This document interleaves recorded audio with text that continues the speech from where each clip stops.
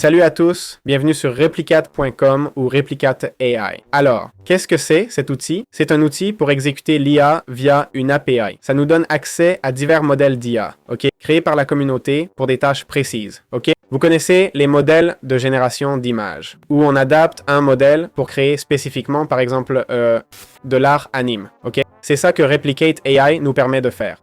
Ici, on voit un peu les coûts et tout ça. Voyons les tarifs, d'accord? Regardez, voici les prix, ok? Modèle public. Je comprends que, écoutez, vous payez à l'usage sur Replicate. Certains modèles sont facturés au temps, d'autres à l'utilisation.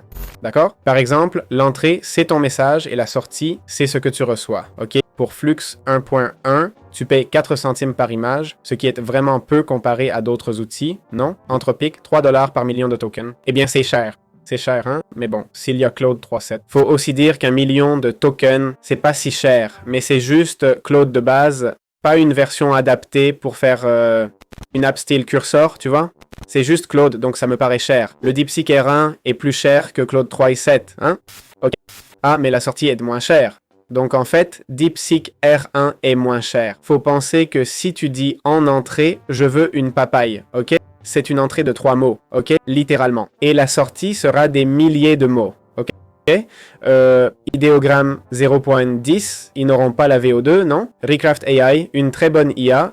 4 centimes par image, pas mal. Comme vous voyez, on a ici divers modèles centralisés, mais pas tant que ça. Je pensais qu'il y en aurait plus, hein? Ah tiens, on n'est pas limité au modèle public de Replicate. On peut aussi uploader les siens comme modèle perso avec COG et tout. Ils nous donnent aussi le prix de chaque hardware, ok? Au cas où on voudrait utiliser différents outils. Pourquoi ils nous donnent les prix? Ben, je suppose que c'est pour la vitesse, non? Et voilà la plateforme, pas grand chose d'autre. On pourrait se connecter, mais sans facturation. À quoi bon? Jetons un œil aux avis Replicate AI.